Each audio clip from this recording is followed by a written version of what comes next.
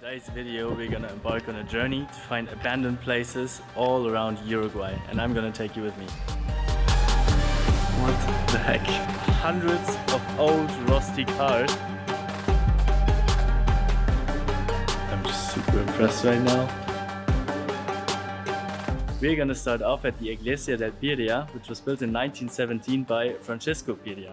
He was also the founding father of the city with the name, you guessed it, Piriapolis. Really interesting about the church is that it was actually never finished. When Piria died in 1933, the Catholic Church refused to support the construction site because there were symbols of alchemia and Freemasonry found in there. Now you probably ask yourself, what is Freemasonry? As I did just a minute ago, so that's why I researched it. And Freemasonry is represented by this symbol, which you probably all know, but just to break it down for you really quickly, members keep their activities really secret. And this is also why it's often a subject to conspiracy theories. And if you want to read more about it, I provide a link with more information in the description.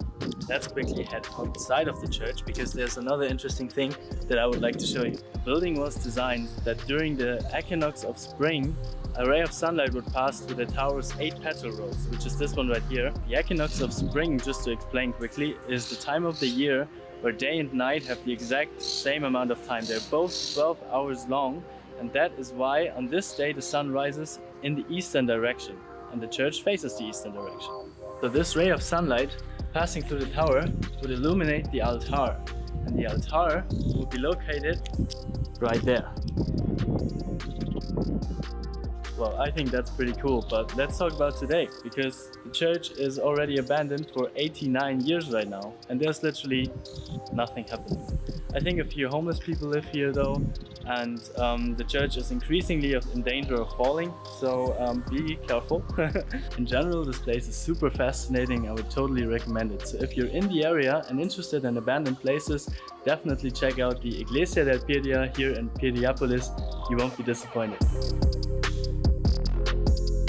So we just arrived to our next abandoned place, and it seems to be all about old vehicles and old antiquities that a guy just collected over the years, and I'm super excited what that's gonna be.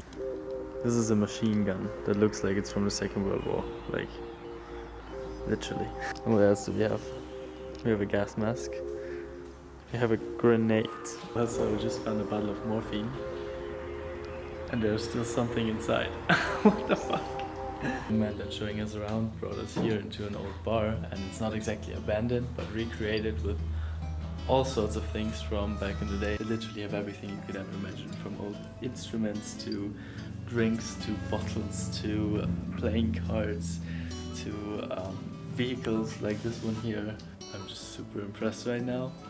It must be a vibe. If this bar was still working, there would still be people in there and music playing and stuff. I could literally imagine it. I feel like I'm in the Wild West right now. Just found a bottle of Amarga.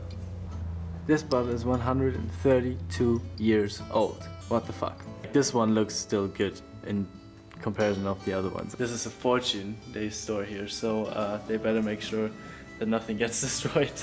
Now we're getting out of the bar, walking to the highlight of this little real-life museum, whatever.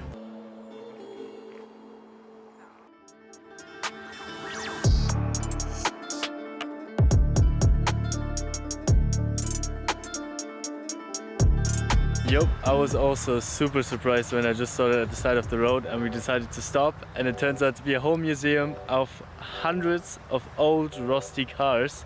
And now we're going to one of the highlights, which seems to be an old car of the Nazis, pretty much broken as you can see here. There are all different parts of it lying around. The car is from the year of 1937 if I remember it well, so also fits to the time. In total, they seem to have 100 different car brands displayed in this big area, and yeah, I'm completely blown away on how somebody can collect so many old cars and just leaves them there. I have no idea why and how, but it's completely unique. One more thing that would be super interesting to know is who were the original owners of the cars, and where were they driven and how old are they, and yeah, but not even the owner knows. I don't know, nobody knows, and yeah, maybe that's also just a part of the magic of the place. We just got out of the car park, and in general I would say this place is not really well known, as we also stumbled across it by accident, but it was totally worth it. And yeah, that is another check on the list of abandoned places, so let's jump to the next one. On my journey around Uruguay to find abandoned places, I stumbled over something unexpected. A hotel, just built 20 years ago, that was given up only 2 years after it first opened its doors. I decided to find out more about it and go to see it for myself. We're making our way into one of the rooms. There's everything full of graffiti, like there's no space left out. The rooms actually don't seem that comfortable. If you just look at the bathroom, well, certainly not the nicest toilet I've ever seen in my life. They're assault, but they seem pretty safe, so it should be good.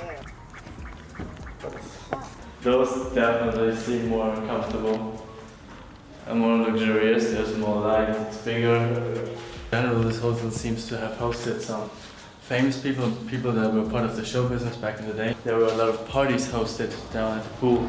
That's what at least we found out on the internet. It seems to be a small but exclusive hotel.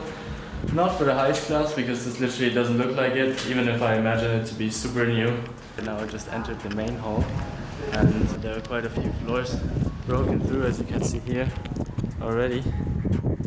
I can't believe that this was used only 20 years ago. Abandoned places always evoke this special feeling in me, like you're just a little more cautious than you normally are. Exploring the hotel and finding out a little bit more about its story created a really special atmosphere.